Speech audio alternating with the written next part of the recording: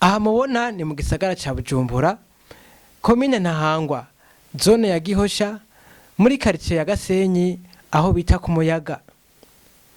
Hari nk'isaha 4:30 aho umuriro wiyadukiza uturira inzu n'ibirimwo.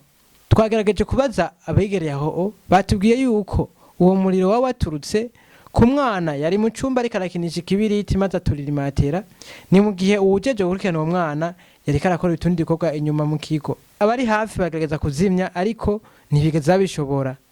Byarangiye iyo nzu hiye yose iratokombera, ni mu gihe vya modoka za kizimyamwoto zaje gushika ivyamaze kuyangara vyayangaye. Twamenyesha ko muri ico gisagara ca Bujumbura mu micungararo yaho nyene mu Gasenyi haheruka gusha inzu aho yahitanye abantu babiri, umugore n'umwana bari muri iyo nzu.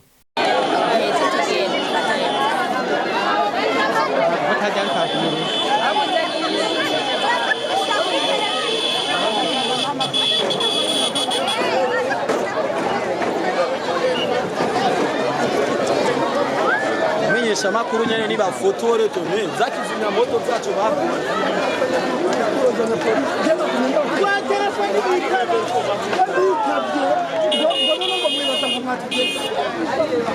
Ari hariya higa no warire wewe no kurira ari karari. Cameraman bana.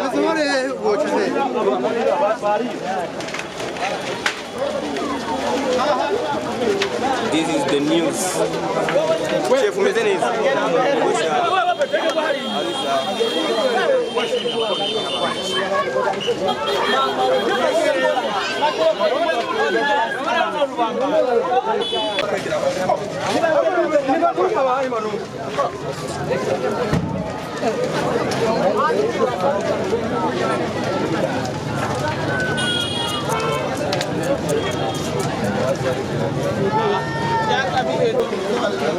Hayo birazina.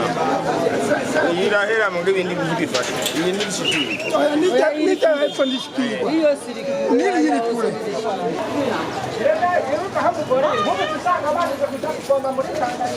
Izu yaheza ahubwo aje kuzigira. Yabakombe ukinga zijya zinde ntizifata. Kandi bamazigira kukiderekisa. Nano Amaze kwiga.